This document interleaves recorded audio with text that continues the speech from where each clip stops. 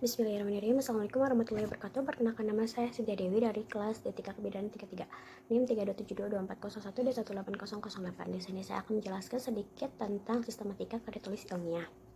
Dimulai dari judul. Setelah dosen membagikan tema kepada saya, di sini saya mengambil judul yaitu asuhan kebidanan bayi baru lahir pada bayi Nyonya C usia 5 bulan dengan masalah pemberian makan. Selanjutnya di sini ada latar belakang, di mana latar belakang di sini dibagi menjadi beberapa, yaitu seperti ada angka kejadian dari masalah pemberian makan ini, lalu ada data-data dari WHO seperti itu tentang bagaimana pemberian ASI ataupun MPASI.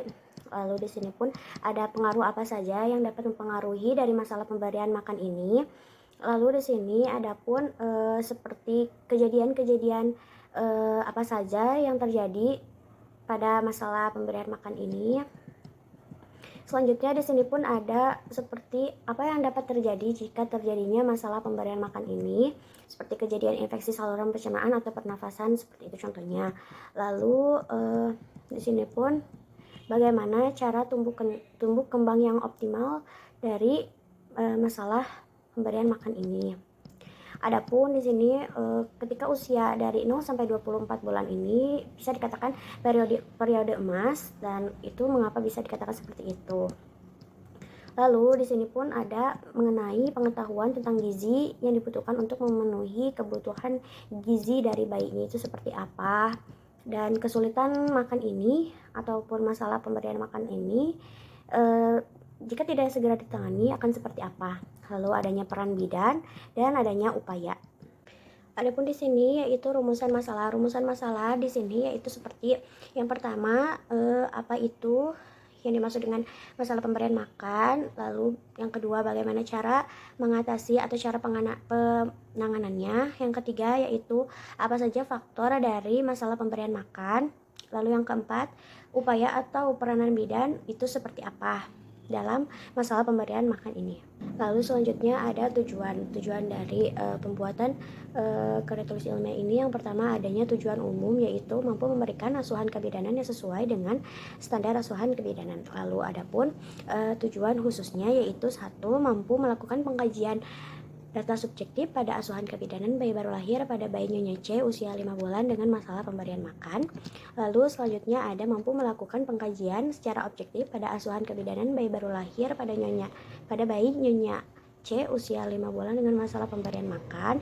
Lalu mampu mengidentifikasi analisa, lalu mampu merencanakan penata laksanaan, dan mampu melakukan evaluasi hasil asuhan kebidanan bayi baru lahir pada bayi Nyonya C usia 5 bulan dengan masalah pemberian makan. Di sini pun ada manfaatnya, yaitu manfaat yang pertama yaitu manfaat secara teoritis, yaitu berguna bagi perkembangan ilmu pengetahuan serta informasi dan sebagai bahan institusi pendidikan dalam penerapan proses manajemen kebidanan pada bayi dengan masalah pemberian makan.